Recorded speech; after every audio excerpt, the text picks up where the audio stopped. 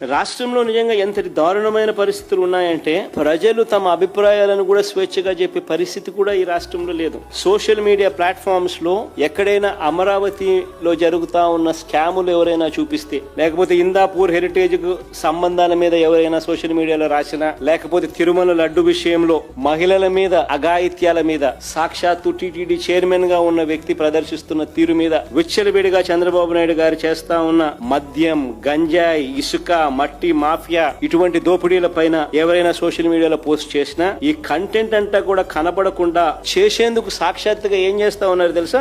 ఎక్కడా లేని విధంగా సోషల్ మీడియాని సెన్సార్ చేస్తా ఉన్నారు. సోషల్ మీడియా పోస్టులపై చంద్రబాబు నాయుడు గారే తన కార్యకర్తలతో తప్పుడు కేసులు పెట్టిస్తా ఉన్నారు. దాని మీద ఎఫ్ఐఆర్ నమోదు చేస్తారు. ఆ నమోదు చేసిన ఎఫ్ఐఆర్ కాపీని సిఐ ట్విట్టర్ కు, యూట్యూబ్ కు, ఫేస్బుక్ కు, ఇన్స్టాకు, హెడ్ క్వార్టర్స్ కు పంపిస్తాడు. ఆ ఎఫ్ఐఆర్ పెట్టి డిలీట్ చేయమని. సిఐ ట్విట్టర్ కు దాన్ని పెట్టిన లేఖ, ఆ లేఖలో ఆయన రాసిన సార్ ఆయన చదివితే ఏమంటాడు? YSJ 2024 YSRCP party Venkata Karumuru warriors YS Jagan Uttarandhra నవ్వు Jagananna connection and other affiliated handles are continuously spreading narratives against the Amaravati capital project through coordinated political messaging, repeated propaganda post అని ఈ మాదిరిగా రాసి పంపిస్తా ఉన్నారు పోలీసులు. నిజంగా ఎక్కడా లేని విధంగా పోలీసులు అనే వాళ్ళు ఎలా తయారయ్యారని చెప్పడానికి నిదర్శనం ఇది.